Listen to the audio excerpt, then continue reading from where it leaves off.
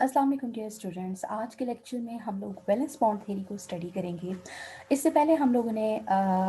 VSEPR theory को जो है वो स्टडी किया है, जिसमें आप लोगों ने इस चीज़ को स्टडी किया था कि जो आपके पास वेस्पर थ्योरी है it is quite successful in explaining the geometry of the molecule. लेकिन आपके पास जो सबसे बड़ा ड्रॉबैक है वेस्पर थ्योरी का वो ये है कि ये आपको ना तो ये इंफॉर्मेशन प्रोवाइड करती है दैट हाउ बॉन्डिंग अकर्स, और ना तो यानी ये आपको इस चीज़ के बारे में इंफॉर्मेशन प्रोवाइड करती है that what are the causes of bond formation and how the bonding occurring. So इसमें जो है हम लोग सिर्फ और सिर्फ ये देखते हैं कि किसी भी सेंट्रल एटम की सराउंडिंग में जो आपके पास इलेक्ट्रॉन पेयर्स हैं वो खुद को किस तरह जो है वो स्पेस के अंदर जो है वो अरेंज जो है वो करते हैं, जिसकी वजह से हमारे पास जो है वो different geometries of the molecules जो है वो हमारे पास जो है वो ऑब्टेन जो है वो आपके पास जो है वो होती है।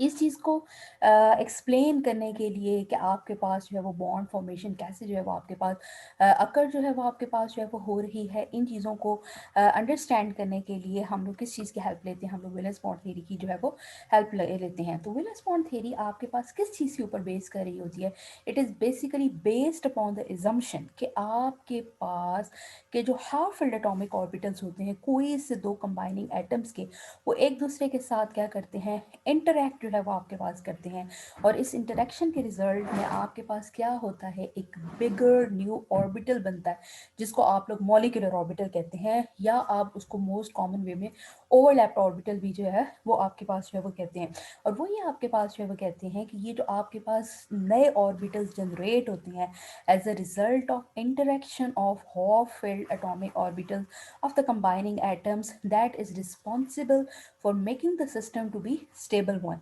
तो इसलिए आपके पास दो साइंटिस्ट थे, एक का नाम था हिटलर और दूसरे का नाम क्या था, लंदन। उन्होंने क्या जो है वो प्रपोज किया था, उन्होंने क्वांटम मैकेनिकल मॉडल को जो है वो बेस जो है वो बनाया था, और उन्होंने ये कहा था कि आपके पास जो एक एटम का जो वैलेंस ऑर्बिटल है उसकी इलेक्ट्रॉनिक वेव जो है वो ओवरलैप करती है, किसके साथ ओवरलैप करती है, with the electron way of the other bonding orbital to form the covalent bond आपके पास है। ठीक है, यानी क्योंकि हमने जब हम क्वांटम मैकेनिकल मॉडल को जो है की बात करते हैं तो उसमें हम लोग चीज़ों को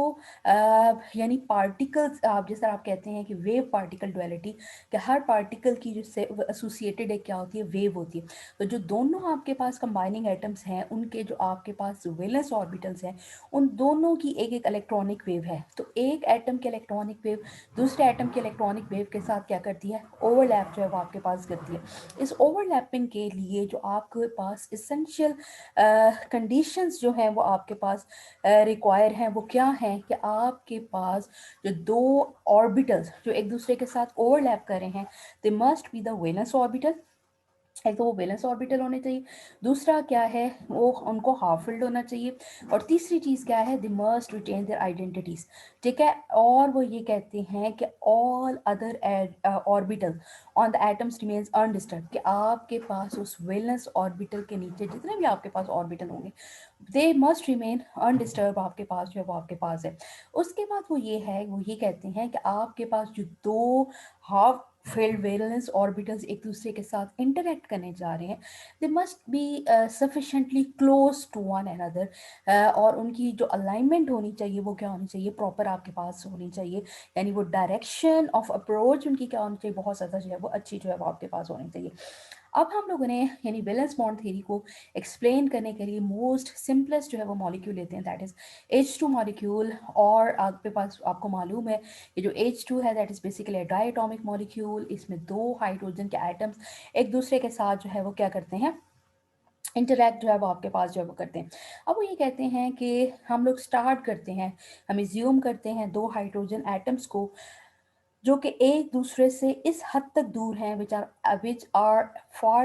फार apart so that no interaction occurs, कि वो दोनों एक दूसरे से इतने दूर हों कि उनके दरमियान किसी किस्म की इंटरेक्शन जो है वो आपके पास क्या हो, अकर जो है वो आपके पास जो है वो क्या हो, ना हो। उसके बाद वो ये कहते हैं कि आपके पास दे आर ईच डिस्क्राइब्ड, हम क्योंकि जाहिर है आपको अगर हम उनके इलेक्ट्रॉनिक कॉन्फ़िगरेशन की बात करें तो एक हाइड्रोजन एटम की इलेक्ट्रॉनिक कॉन्फ़िगरेशन क्या होती है, 1s1, और जो दूसरा आपके पास होगा वो भी क्या होगी, 1s1 होगी। उनके साथ अगर आपको यहाँ पे देखें ना, वन ए और बी जो है वो आपको नज़र आ रहा है, वो किस चीज़ को जो है वो आपके पास जो है वो आपके पास है। आप ये कह सकते हैं कि ए रिप्रेजेंट कर रहा है एक हाइड्रोजन एटम को, और जो बी है वो आपको किस चीज़ को रिप्रेजेंट कर रहा है, दूसरे हाइड्रोजन एटम्स को जो है। और वो ये कहते हैं कि and if electron one occupies atom A, then what would will happen that the electron two occupies atom B. और उनकी जो वेव फंक्शंस है, क्योंकि हमने ये कहा था कि वो दोनों हैं तो पार्टिकल्स, तो एक हाइड्रोजन एटम और दूसरा हाइड्रोजन एटम है तो दोनों पार्टिकल, लेकिन हर पार्टिकल के साथ चूंकि एक वेव एसोसिएटेड होती है, तो हम लोग ये एज्यूम करती हैं कि साई किसके इक्वल है, Sai 1s a is plus, और क्या है आपके पास, क्या है साई आपके पास क्या है 1s b जो है वो आपके पास जो है वो आपके पास है। वही आपके पास ये है कि नोट, हमने नोट क्या करना है कि आपके पास जो wave functions of separate systems हैं, they are multiply to produce the overall function की। ये जो साई है that is the overall function, और वो क्या है, वो ये कहते हैं कि आपका जो एक ओवरऑल फंक्शन है, क्योंकि उसमें दोनों पार्टिकल्स की कंट्रीब्यूशन है, इसलिए दोनों के वेव फंक्शंस, यानी आपके पास एक हाइड्रोजन एटम्स के वैलेंस ऑर्बिटल से जो वेव एसोसिएटेड है, और जो दूसरे हाइड्रोजन एटम के वैलेंस ऑर्बिटल के साथ, यानी 1s ऑर्बिटल के साथ जो वेव एसोसिएटेड है, वो दोनों एक दूसरे के साथ क्या हो रही हैं, मल्टीप्लाई हो रही हैं, ताकि आपके पास ओवरऑल फंक्शन को जो है वो प्रोड्यूस कर सकें। ठीक है, इसी तरह वो ये कहते हैं कि जैसे जैसे जब दो हाइड्रोजन एटम्स, हम लोगों ने शुरू में ये एज्यूम किया था that they are far apart in such a way that no interaction occurs between them, but what happens जब दो हाइड्रोजन एटम्स एक दूसरे के करीब आते हैं, तो वो ये कहते हैं the electron of one atom is attracted to the nucleus of other, कि एक एटम के इलेक्ट्रॉन को कौन सी चीज़ अपनी तरफ अट्रैक्ट करती है, दूसरे एटम का न्यूक्लियस जो है वो आपके पास है। वो ये कहते हैं कि the electrostatic attraction increases steadily, यानी आपके पास जो उनके दरमियान इलेक्ट्रोस्टैटिक अट्रैक्शन है वो बढ़ती हैं। Why, because both are the charge particles, nucleus के ऊपर पॉजिटिव चार्ज होता है, आने वाले इलेक्ट्रॉन के ऊपर क्या है, निगेटिव चार्ज है। वो ये कहते हैं कि जैसे जैसे डिस्टेंस कम होता है, ये आपके पास इलेक्ट्रोस्टैटिक इंटरेक्शन इंक्रीज आपके पास करती हैं, but at the same time वो ये कहते हैं कि वो रिपल्जन जो आपके पास बिटवीन इलेक्ट्रॉन इलेक्ट्रॉन होती है, या बिटवीन न्यूक्लियस न्यूक्लियस होती है, वो भी जो है वो इम्पॉर्टेंट जो है वो आपके पास होती है। और एक ऐसा पॉइंट, यानी जब आपके पास दो हाइड्रोजन एटम्स है, जब वो एक दूसरे के करीब आ रहे थे, तो एक एटम का न्यूक्लियस दूसरे एटम के इलेक्ट्रॉन्स को तो अपनी तरफ अट्रैक्ट कर रहा था, और चूंकि अनलाइक चार्जेस जो है या ऑपोजिट चार्जेस एक दूसरे को अट्रैक्ट करते हैं, तो उनमें तो फोर्सेस ऑफ अट्रैक्शन तो डिवेल्प हो रही होती है, लेकिन एट द सेम टाइम जहाँ अट्रैक्टिव फोर्सेस डिवेल्प हो रही होती हैं, वहीं पे आपके पास कुछ रिपल्सिव फोर्सेस ऑपरेट हो रही होती है। दो तरह की रिपल्सिव फोर्सेस ऑपरेट हो रही हैं, एक वो जो कि बिटवीन द इलेक्ट्रॉन इलेक्ट्रॉन हो रही हैं, क्योंकि या बिटवीन द न्यूक्लियस न्यूक्लियस आपके पास हो रही है। लेकिन एक चीज़ को आपने लाजमी अपने माइंड में रखना है कि the magnitude of the attractive forces is much greater than the magnitude of the repulsive forces आपके पास आ जाता है। और जब दो एटम्स एक दूसरे के करीब आते हैं, तो एक पर्टिकुलर डिस्टेंस है, वो पॉइंट ऐसा होता है जहाँ पे आपके पास जो पोटेंशियल एनर्जी होती है, वो एट इट्स आप कह सकते हैं कि जहाँ पर आपके पास जो अट्रैक्टिव और जो आपके पास रिपल्सिव फोर्सेस होती हैं, वो एक दूसरे को बैलेंस कर रही होती हैं। और अगर हम हाइड्रोजन एटम्स की बात करें, तो at the distance of 0.074 nanometer के डिस्टेंस पे आपके पास ये दोनों अट्रैक्टिव और रिपल्सिव फोर्सेस आपके पास क्या होती हैं, वो एक दूसरे को बैलेंस जो है वो कर रही होती हैं। ये वो पॉइंट होता है जहाँ पर आपके सिस्टम की जो पोटेंशियल एनर्जी है वो आपके पास क्या होती है, मिनिमम होती है, लेकिन आपके पास जो अरेंजमेंट होती है वो क्या होती है, मोस्ट स्टेबल जो है वो आपके पास जो है वो होती है। तो वो यहाँ पे आपको नज़र आ रहा है कि अगर आप लोग एनर्जी डिस्टेंस डायग्राम जो है वो बनाएं, तो आप देखते हैं कि जैसे जैसे जो है वो आपके पास जो है वो हाइड्रोजन एटम, देखिए यहाँ पे आपको नज़र आ रहा है दे आर, वो दूर है। जैसे जैसे आपके पास हम इस तरफ को मूव करते हैं, हमारे पास इसका मतलब जो है वो ये है कि the distance between the hydrogen atom decrease हो रहा है। यहाँ पे एक दूसरे से दूर थे, यहाँ पर वो क्या हो गए, एक दूसरे से और जो है वो आपके पास जो है वो करीब हो गए। ये वो पॉइंट है जहाँ पे आप देख सकते हैं कि आपके पास, अगर हम एनर्जी देखें इस डिस्टेंस, ये वो डिस्टेंस है जहाँ पर आपके पास एनर्जी क्या है, मिनिमम है। ये वो पॉइंट है where you can obtain the most stable जो है वो अरेंजमेंट को आपके पास क्या कर सकते हैं, ऑब्टेन जो है वो आपके पास कर सकते हैं। अगर आप इससे भी ज़्यादा एटम्स को, यानी आप ये कह सकते हैं कि ये किस डिस्टेंस के ऊपर आपके पास पोटेंशियल एनर्जी है, इसका मतलब ये है कि अगर हम देखेंगे ये वो पॉइंट है जहाँ पर दो हाइड्रोजन एटम्स के दरमियान जो इंटर न्यूक्लियर डिस्टेंस है वो कितना है, 0.074 नैनोमीटर। अगर आप इससे भी बियॉन्ड जाके एटम्स को एक दूसरे से करीब लाने की कोशिश करेंगे तो वहाँ पे आपके पास क्या है कि आपका यकदम सिस्टम की पोटेंशियल एनर्जी बढ़ जाएगी। और पोटेंशियल एनर्जी चूंकि पोजीशन से रिलेटेड है, इसका मतलब ये है कि दोनों एटम्स एक दूसरे से बिल्कुल दूर जो है वो हट जाएंगे। क्यों? क्योंकि इससे बियॉन्ड आपके पास जो रिपल्सिव फोर्सेस होती हैं वो क्या होती हैं, ज़्यादा डोमिनेटिंग जो है वो आपके पास जो है वो हो जाती हैं। ठीक है, इस चीज़ को कंसिडर जो है वो करने के लिए हम लोग वो ये कहते हैं कि in the electrostatic analysis we treat the electrons as the distinguishable particles हमारे पास है। और वो ये कहते हैं कि it turns out that we really don't know which electron means, कि वो कौन सा इलेक्ट्रॉन किस जो है वो एटम के साथ जो है वो आपके पास जो है वो क्या है, एसोसिएटेड। यानी एक इलेक्ट्रॉन वन था, दूसरा इलेक्ट्रॉन क्या था, टू था। तो हम लोग वो ये कह सकते हैं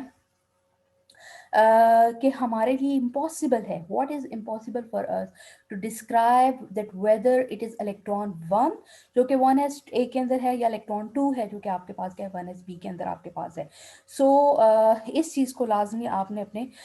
माइंड में जो है वो आपके पास जो है वो रखना है। तो वो ये कहते हैं कि अगर हम लोग क्वांटम मैकेनिक्स की जो है वो बात को देखें तो हमारे पास इस इफेक्ट को, जिसमें दो और हाइड्रोजन एटम्स एक दूसरे की तरफ अप्रोच कर रहे होते हैं, इसको हम लोग एक्सप्लेन करते हैं in terms of orbital overlap आपके पास है। और आप ये कह सकते हैं कि हाइड्रोजन मॉलिक्यूल कब स्टेबलाइज होता है, जब आपके पास दो वन एस एटॉमिक ऑर्बिटल्स एक दूसरे के साथ क्या कर रहे होते हैं, ओवरलैप जो है वो आपके पास जो है वो कर रहे होते हैं। और जो दोनों इलेक्ट्रॉन्स होते हैं that are basically spread over both orbitals आपके पास है। तो वो ये कहते हैं कि हमारे पास दो वेव फंक्शंस आपके पास होंगी, और जिसको हम लोग साई वन एस ए या साई जो है वो वन एस बी जो है वो आपके पास क्या कर सकते हैं, कह सकते हैं। और वो ये आपके पास जो है वो कहते हैं कि अगर आप लोग क्योंकि दोनों ऑर्बिटल्स एक दूसरे के साथ ओवरलैप जो है वो कर रहे हैं, और चूंकि इन दोनों ऑर्बिटल्स का लीनियर कॉम्बिनेशन आपके पास हो रहा है, तो वो ये कहते हैं कि हमारे पास दो तरह की प्रोडक्ट्स जो है आपके पास ऑब्टेन होंगी। रीज़न क्या है, एक आपके पास क्या है, साई ए बी आपके पास क्या है, आपके पास आप देख सकते हैं कि साई वी बी, यानी वैलेंस जो है वो बॉन्ड की बात आपके पास हो रही है। तो किसकी बराबर होगी, psi one S A one plus psi one S B, और ब्रैकेट में क्या लिखा हुआ है, टू। ठीक है, साथ क्या लिखा हुआ है कि आपके पास psi one S A two, जबकि psi one S B one आपके पास है। रीज़न क्या है, यानी इस चीज़ को अंडरस्टैंड करने के लिए आपके पास जो है वो क्या है, जो चीज़ आपके पास जो है वो ज़रूरी है। क्योंकि हमने कहा था कि जो दोनों इलेक्ट्रॉन्स हैं, क्योंकि जब वो एटम्स एक दूसरे की तरफ मूव करते हैं तो हमारे लिए ये चीज़, इस चीज़ को डिस्टिंग्विश करना मुश्किल होता है कि जो मतलब पहला इलेक्ट्रॉन वन जो है वो आपके पास ए का पार्ट है, या आपके पास इलेक्ट्रॉन जो बी है वो जो है वो आपके पास जो है वो आपके पास क्या है, वन एस का जो वन एस बी का जो है वो आपके पास जो है वो पार्ट है। सो इसलिए हमने दोनों में, क्योंकि हमें सर्टेनिटी नहीं है, इसलिए आप देखिए साई वन एस ए के साथ आपने वन भी लिखा है फर्स्ट इलेक्ट्रॉन, या हो सकता है कि वो जो साई वन एस ए के जो दूसरा इलेक्ट्रॉन है वो इसका पार्ट हो। तो वो ये कहते हैं कि आपके पास चूंकि हमारे पास सिमिट्री थी, there was a linear combination of the two wave functions and both the wave functions are contributing equally। तो हम लोग क्या कह सकते हैं, वो ये कहते हैं कि जो इलेक्ट्रॉन की प्रोबेबिलिटी डेंसिटी होगी वो किसके बराबर होगी, that will be equal to the square of V B, या वैलेंस बॉन्ड वेव फंक्शन के जो है वो बराबर होगी। और वो किसके बराबर होगी, फर्स्ट वेव फंक्शन का square plus second wave function का स्केयर प्लस 2ab के जो है वो आपके पास क्या होगा, बराबर जो है वो आपके पास होगा। और आप देख सकते हैं कि आपका जो साई वी बी था उसका आप लोगों ने स्केयर लिया, उसमें आप लोगों ने क्या किया, बहुत आसान चीज़ है, बिल्कुल भी मुश्किल नहीं है। आपने क्या किया, साई 1sa 1 का स्केयर, ठीक है, साथ आपके पास क्या है, हमारे पास जो है वो क्या है, साई, यानी अगर आप देखें ना ये जो चीज़ आपके पास थी, ये वाला, ये आपके पास आप ये समझे ना कि दिस इज ए, और ये आपके पास क्या था, बी जो है वो आपके पास जो है वो आपके पास था। इस पूरे का स्केयर आप लें और इस पूरे का आपके पास क्या लें, स्केयर लें, और फिर क्या ले लें, 2ab, यानी ये फैक्टर आपका ए था और ये आप फैक्टर आपके पास क्या था, बी था। तो इसलिए हम लोगों ने, आपको नज़र आ रहा है कि दोनों को, यानी ये दोनों आपस में मल्टीप्लाई हो रहे हैं, ये दोनों आपस में मल्टीप्लाई हो रहे हैं, तो इसलिए आपने इस पूरी वैल्यू का, यानी साई 1sa 1 का स्केयर, साई 1sb सेकेंड का स्केयर आपके पास, प्लस क्या है आपके पास, इसको आप लिखें साई 1sa 2 का स्केयर, प्लस आपके पास क्या है, साई 1sb 1 का स्केयर आपके पास है, प्लस आपके पास क्या है, 2 लिख के, और फिर आप ये चीज़, और साथ क्या है, इस ये आपके पास ए है और ये आपके पास क्या है, बी है, इन दोनों को आपस में क्या करते हैं आप, मल्टीप्लाई जो है वो आपके पास कर जो है वो आपके पास जो है वो दें, तो आपको जो है वो इस चीज़ को, आपके पास इक्वेशन नंबर 3 जो है वो आपके पास आ जाती हैं। और वो ये कहते हैं कि अगर जो इस तरह की इंटरेक्शंस होती हैं, that is more like a covalent bond, क्यों, क्योंकि आपके पास जो एक इलेक्ट्रॉन है that is equally share between the both, आपके पास जो है वो हाइड्रोजन एटम्स आपके पास है। और आपको ये चीज़ लाजमी पता होनी चाहिए कि हमारे पास जो मतलब इलेक्ट्रॉन डेंसिटी है, in case of hydrogen both electrons will be equally shared between the to hydrogen atoms आपके पास है। तो ये चीज़ इस चीज़ की जो है वो डिस्क्रिप्शन है। और हम लोग ये कहते हैं कि हमारे पास जो भी आपके पास बॉन्ड आपके पास होते हैं, बस यहाँ इस चीज़ को हम लोग यहीं तक जो है वो आपके पास करते हैं कि आपने पढ़ा कि जो दो half filled valence atomic orbitals आपके पास होते हैं वो एक दूसरे के साथ ओवरलैप जो है वो आपके पास जो है वो कर रहे होते हैं। तो इस चीज़ को लाजमी आपने अपने माइंड में रखना है। उसके बाद आप वो ये कह रहे हैं कि जो एक इलेक्ट्रॉन पेयर कोवेलेंट बॉन्ड दो एक H2 मॉलिक्यूल के अंदर आपके पास प्रेजेंट होता है, उसमें आपने ये माइंड में रखना है कि हर हाइड्रोजन एटम्स के पास partially filled valence atomic orbital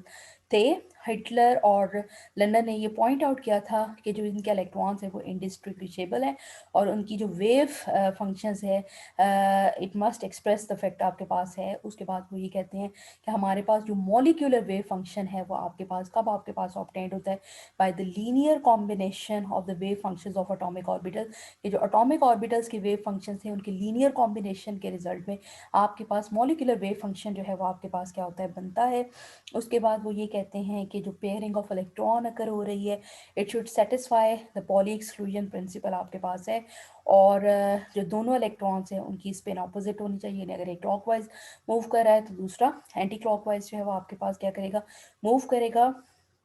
उसके साथ साथ वो ये कहते हैं कि जो अट्रैक्टिव फोर्स है वो किसका, that is basically the result of the electron pairing. आप जितनी इलेक्ट्रॉन पेयरिंग स्ट्रॉन्ग होगी उतनी ही आपके पास अट्रैक्टिव फोर्स क्या होगी, ज़्यादा स्ट्रॉन्गर आपके पास होगी। और वो ये कहते हैं कि क्योंकि इसमें जो इलेक्ट्रॉन पेयर है that is basically the localised between the two nuclei आपके पास है, तो जो ओवरलैपिंग ऑर्बिटल्स हैं उनकी सिमिट्री होनी चाहिए, यानी अगर वो उनकी प्रॉपर अलाइनमेंट होनी चाहिए, वो एक दूसरे को जो अप्रोच करें